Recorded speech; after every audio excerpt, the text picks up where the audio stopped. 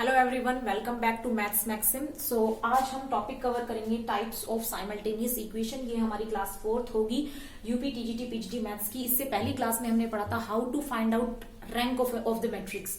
किसी भी मैट्रिक्स का रैंक कैसे फाइंड आउट करते हैं। इस टॉपिक में हम पढ़ेंगे जो हमारी साइमल्टेनियस इक्वेशंस होती है वो कितने टाइप्स की होती हैं। देन हम टेस्ट क्या होता है हमारा कंसिस्टेंट एंड इनकंसिस्टेंसी किसी भी मैट्रिक्स की चेक करने का, और उसके बाद हम क्वेश्चन भी सोल्व करेंगे। ठीक है, तो चलिए स्टार्ट करते हैं। सबसे पहले हमारा क्या है, टाइप्स ऑफ साइमल्टेनियस इक्वेशन। तो बेसिकली हमारी जो इक्वेशंस होती हैं साइमल्टेनियस, वो कितने टाइप्स की होती हैं। तो बेसिकली हमारी जो इक्वेशन होती है वो 2 टाइप्स की होती है। First is consistent equations and second is inconsistent equations. So there are 2 types of equations, consistent and inconsistent. तो इनमें डिफरेंस क्या है,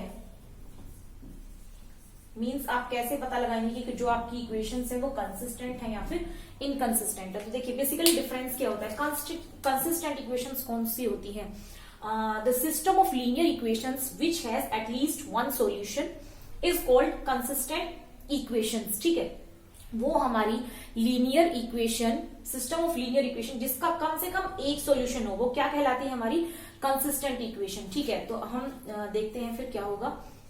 the system of linear equations, अगर मैं डेफिनेशन लिखूं तो क्या हो जाएगी, the system of linear equations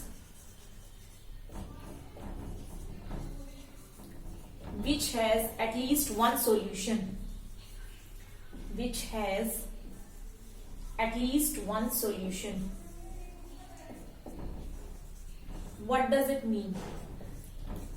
देखिए, अगर आपकी कोई भी सिस्टम ऑफ लीनियर इक्वेशन जिसका कम से कम एक सॉल्यूशन है, कम से कम एक है ना, ज्यादा से ज्यादा कितने भी हो सकते हैं, तो वो हमारी कंसिस्टेंट इक्वेशन कहलाएगी। अगर मैं एग्जांपल लूं तो आपको पूरा क्लियर हो जाएगा। If I take an example, 2x plus 3y is equal to 5 and 4x plus 6y is equal to 10। देखिए, तो आप यहां से देख सकते हैं 2/4 मीन्स a1 अपॉन a2। आपने सिस्टम ऑफ लीनियर इक्वेशन कैसे चेक करते हैं हम कि आपके इनफाइनाइट मैनी सॉल्यूशन होंगे, यूनिक सॉल्यूशन होगा या फिर नो सॉल्यूशन होगा। तो 10th क्लास में हम ये पढ़ते हैं। तो इसमें क्या है, देखिए a1 a2 b1 b2 c1 and c2। तो अगर हम यहां से फाइंड आउट करें तो a1 अपॉन a2 क्या आ गया है 2/4 means 1/2। Then b1 upon b2 3/6 1/2 and c1 upon c2 5/10 1/2। तो यहाँ पे हमारा क्या आ गया है, a1 upon a2 is equal to b1 upon b2 is equal to c1 upon c2। तो ये हमारी कंडीशन होती है इनफाइनाइटली मैनी सॉल्यूशंस की। किसकी होती है, इनफाइनाइटली मैनी सॉल्यूशन। फाइन। अब इसकी जगह ही अगर मैं देखिए, यहाँ पे बात हुई थी कम से कम एक सॉल्यूशन, तो अगर मैं यूनिक सॉल्यूशन की कंडीशन लिखती हूं तो दूसरा एग्जांपल मैं अगर ले लूं यहाँ पर, जस्ट सपोज यूनिक सॉल्यूशन की क्या कंडीशन होती है कि a1 upon a2 is not equal to b1 upon b2, है ना। और इनफाइनाइट की क्या होती है, a1 upon a2 is equal to b1 upon b2 is equal to c1 upon c2। तो यहाँ पे मैं अगर लिखूं 2x plus 3y is equal to 5, कोई इक्वेशन है, एंड नेक्स्ट इक्वेशन में लिखूं 4x plus 5y is equal to 9। तो देखिए, अगर मैं यहां से चेक करूं तो a1 upon a2 is 1/2, b1 upon b2 is 3/5 and c1 upon c2 is 5/9। तो यहां से मैं देख सकती हूँ कि हमारा a1 upon a2 is not equal to b1 upon b2। तो ये हमारी कौन सी कंडीशन बन गई, यूनिक सॉल्यूशन की। किसकी कंडीशन बन गई हमारी, ये unique solution. This is unique solution. ठीक है, तो हमारा ये कंसिस्टेंट इक्वेशंस की डेफिनेशन हो गई। देन हमारा है इनकंसिस्टेंट इक्वेशन, वो system of equation, the system of linear equation which has no solution. इसमें क्या होता है, कोई सॉल्यूशन नहीं होता। तो the system of linear equations which has no solution, the system of linear equations which has no solution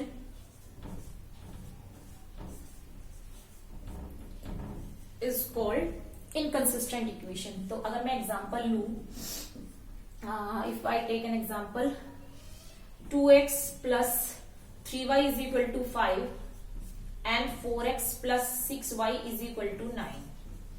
तो आप यहां से चेक कर सकते हैं a1 upon a2 is equal to b1 upon b2 but not equal to c1 upon c2. तो ये हमारी कंडीशन होती है नो सोल्यूशन की, मीन्स पैरेलल लाइंस की. तो यहाँ पे हमारा क्या आ रहा है, a1 upon a2 is equal to b1 upon b2 is not equal to c1 upon c2. तो हम कह सकते हैं यहाँ पर हमारी कौन सी कंडीशन है, नो सोल्यूशन की, मीन्स पैरेलल लाइंस की. तो आई होप आपको समझ आ गया होगा what is the difference between consistent equations and inconsistent equations. Consistent equations में आपका एटलीस्ट वन सोल्यूशन एग्जिस्ट करता है, मीन्स कम से कम एक सोल्यूशन होगा, ज्यादा से ज्यादा कितने भी हो सकते हैं. एंड इनकंसिस्टेंट में आपका कोई भी सोल्यूशन नहीं होता, इट हैज नो सोल्यूशन. ठीक है, तो इसके बाद हम पढ़ेंगे कि हम किस टेस्ट की हेल्प से, मीन्स क्या क्या कंडीशन होती है जिससे हम पता लगा सकते हैं कि हमारी जो सिस्टम ऑफ इक्वेशंस है वो कंसिस्टेंट है या फिर इनकंसिस्टेंट है. ठीक है, तो आप लोग ये नोट डाउन कर सकते हैं. चलिए नेक्स्ट स्टार्ट करते हैं, test for consistency of the equations.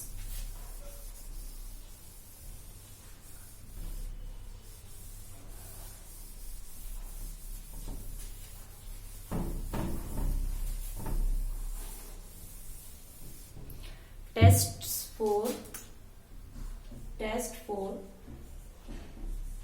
consistency of the equation.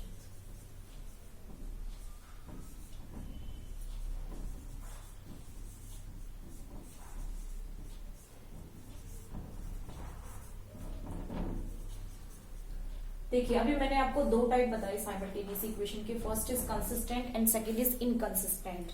तो कंसिस्टेंट में आपके दो टाइप थे, एक तो यूनिक सॉल्यूशन और एक इनफाइनाइट मैलिक सॉल्यूशन.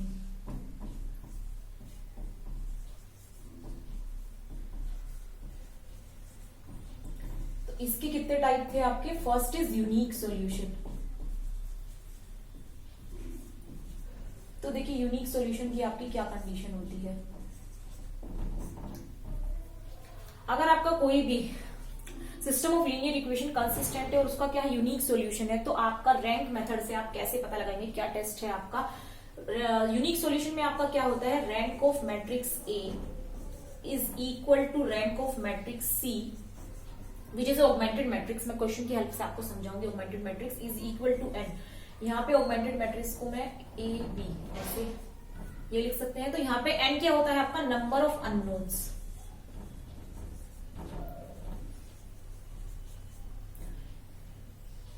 मीन्स आपकी सिस्टम ऑफ इक्वेशन में जितने नंबर ऑफ अननोन्स होंगे, रैंक ऑफ मैट्रिक्स ए वो रैंक ऑफ मैट्रिक्स सी के इक्वल होगी और नंबर ऑफ अननोन्स के इक्वल होगी. इट मीन्स दैट अगर आपका नंबर ऑफ अननोन्स 3 है तो आपकी रैंक ऑफ मैट्रिक्स ए भी 3 होगी और रैंक ऑफ मैट्रिक्स सी भी 3 होगी. ठीक है, तो ये हमारा यूनिक सॉल्यूशन का कंडीशन है.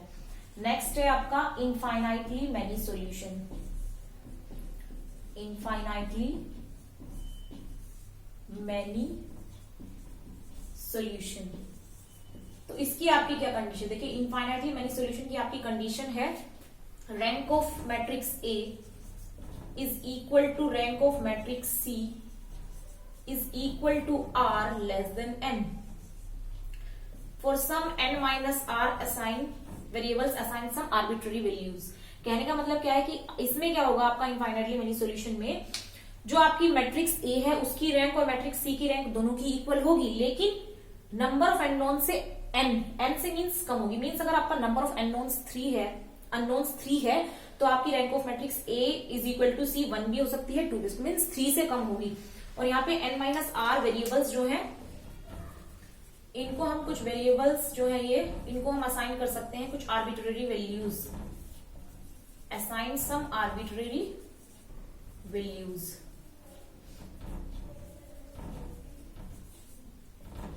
फाइन. चलिए नेक्स्ट पे चलते हैं, इनकंसिस्टेंट इक्वेशंस. और उसका एक ही था, क्या था, नो सॉल्यूशन. तो नो सॉल्यूशन की क्या कंडीशन होती है वो देखते हैं. इनकंसिस्टेंट इक्वेशंस, और इसमें आपका क्या था, नो सॉल्यूशन.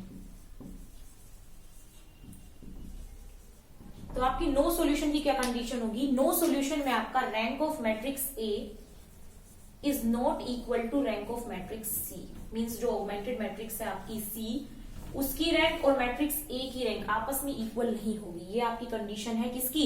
इनकंसिस्टेंट इक्वेशंस में नो सॉल्यूशन की। ठीक है, तो आई होप आपको ये समझ आ गए होंगे जो मैंने अभी आपको बताया। अगर आपको रैंक निकालना नहीं आता है किसी भी मैट्रिक्स का, तो आप मेरी यूपी टीजीटी पीजीटी की प्लेलिस्ट में जाके इससे पहली वीडियोस में देख सकते हैं। मैंने कराया हुआ है कि रैंक कैसे निकाली जाती है किसी भी मैट्रिक्स की, तभी आपको ये टॉपिक क्लियर होगा। देन मैं इसके बाद आपको एक क्वेश्चन कराऊंगी, उसमें मैं तीनों कंडीशंस लेके सॉल्व कराऊंगी, यूनिक सॉल्यूशन भी, इनफाइनाइटली मेनी सॉल्यूशन भी और नो सॉल्यूशन भी। तो बेसिकली इस टाइप के क्वेश्चंस आपके हर एग्जाम में आते हैं। यूपी टीजीटी पीजीटी में भी कई बार आ चुका है, DSSB में भी। मीन्स हर टीचिंग एग्जाम में इस टाइप का एक क्वेश्चन 1 2 3 क्वेश्चन आते ही हैं। तो इसके बाद हम एक क्वेश्चन करेंगे, उससे आपको ये टॉपिक पूरा क्लियर हो जाएगा। तो आप लोग ये नोट डाउन कर सकते हैं। देन उसके बाद हम क्वेश्चन करेंगे।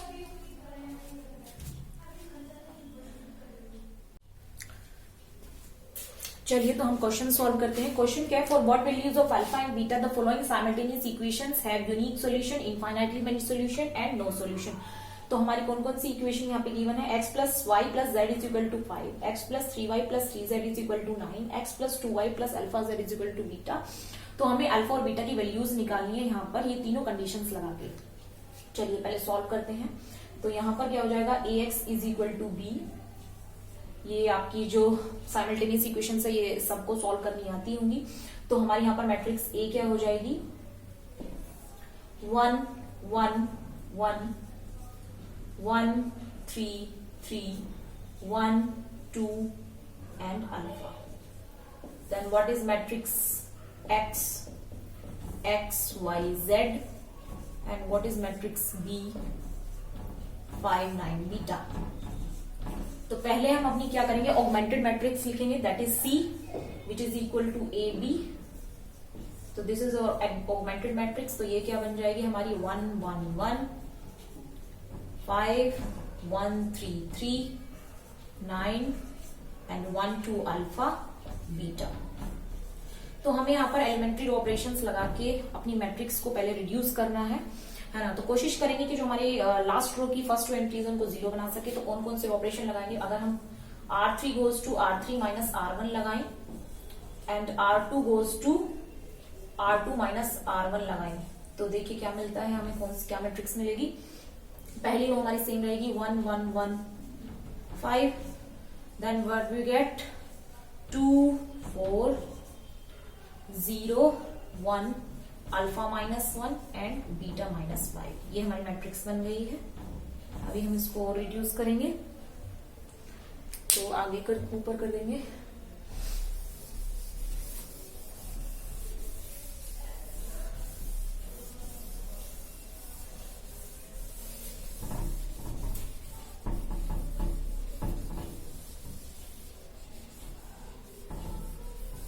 तो देखिए जो हमारी ये मैट्रिक्स आई है, इसमें अब हम और क्या ऑपरेशन लगा सकते हैं? अगर हम R2 goes to R2 by 2 करें, है ना, तो क्या मैट्रिक्स मिलेगी हमें? फर्स्ट रो सेम रहेगी 1 1 1 5 and here we get 0 1 1 2 and here we get 0 1 alpha minus 1 and beta minus 5। अब हम क्या करेंगे? हम इस वाली एंट्री को 0 बनाएंगे। तो अगर हम R3 goes to R3 minus R1 करेंगे तो हमें यहाँ पे -1 मिल जाएगा। तो हम करेंगे R3 goes to R3 minus R2, है ना। तो R3 goes to R3 minus R2 क्यों करेंगे? क्योंकि हमारी फर्स्ट जो एंट्री है यहाँ पे दोनों 0 है, तो 0 ही रहेगी। तो 1 1 1 5 0 1 1 2 and 0 0 alpha minus 2 and beta minus 7। ठीक है, तो अब हम यहाँ पर कंडीशंस अपनी लगाएंगे, क्योंकि हमारी जो थर्ड रो है उसकी पहली दोनों जो एंट्री है वो 0 बन चुकी है। तो मैंने अभी आपको क्या बताया था? टेस्ट बताया था कंसिस्टेंसी के लिए। तो पहला अगर हम यूनिक सॉल्यूशन के लिए चेक करें तो हमारी अल्फा बीटा की क्या वैल्यू आएगी देखते हैं। तो मैंने बताया था यूनिक सॉल्यूशन में आपका rank of matrix A is equal to rank of matrix C is equal to number of unknowns. यहाँ पे नंबर ऑफ अननोन्स कितने हैं? 3। तो एन हमारा यहाँ पर 3 है। तो रैंक ऑफ ए और रैंक ऑफ सी 3 कब आ सकता है? देखिए रैंक ऑफ मैट्रिक्स ए 3 जब आ सकता है अगर हमारी नॉन जीरो रोज क्या हो? हमारी 3 हो। और नॉन जीरो रोज 3 कब होगी? अगर हमारा अल्फा माइनस 2 किसके इक्वल आ जाए? नॉट इक्वल टू 0, है ना। अगर हमारी अल्फा की वैल्यू 2 ना हो यहां पर, तो हमारे यहाँ पर नॉन जीरो रोज कितनी बन जाएंगी इस मैट्रिक्स ए की, ये मैट्रिक्स ए है ना पूरी, तो इसकी हमारी नॉन जीरो रोज कितनी बन जाएगी 1, 2 एंड 3। अगर ये 0 भी इक्वल आ गया तो नॉन जीरो रोज 2 हो जाएगी, तो रैंक आपकी 2 हो जाएगी, तो हमारा ये नॉन जीरो आना चाहिए। उसके बाद अगर हम ऑगमेंटेड मैट्रिक्स ए बी ले, ऑगमेंटेड मैट्रिक्स, तो ये हमारी इसकी रैंक 3 कब आ सकती है, अगर ये हमारा नॉन जीरो आ गया है ना। तो अगर हम इस पूरे में देखें तो ये नॉन जीरो है, तो बीटा की कोई भी वैल्यू हमें कोई फर्क नहीं पड़ेगा, क्योंकि हमारा ये कंप्लीट है ना ऑगमेंटेड मैट्रिक्स। तो अगर हमारी ये नॉन जीरो है, नॉट इक्वल टू 0 है, तो ये बीटा में हैव एनी वैल्यू, तो बीटा में हैव एनी वैल्यू, तो ये हमारी कंडीशन आ गई है यूनिक सॉल्यूशन की। Then infinite many solution, infinite many solution, infinite many solution की क्या कंडीशन बताई थी मैंने, rank of matrix A is equal to rank of matrix C is equal to R less than N. अगर हमारा यहाँ n3 है, तो रैंक ऑफ मैट्रिक्स ए हमारी 3 से कम कब होगी, इज नॉट इक्वल टू 3 कब होगी, व्हेन, या फिर नॉट इक्वल टू 3 नहीं, लेस देन 3 कब होगी, when alpha minus 2 is equal to 0 हो जाए अगर, है ना। और रैंक ऑफ सी भी 3 कब होगी, ऑगमेंटेड मैट्रिक्स सी, ये भी 3 कब होगी, जब beta minus 7 is equal to 0 आ जाए। तो यहां से अल्फा की वैल्यू क्या आ जाएगी 2 एंड बीटा की वैल्यू क्या आ जाएगी 7 फॉर इनफाइनाइटली मैनी सॉल्यूशन के लिए। समझ में आ गया। देन हमारा थर्ड क्या है, नो सॉल्यूशन। तो नो सॉल्यूशन के केस में क्या होगा, आपका rank of matrix A is not equal to rank of matrix C, है ना।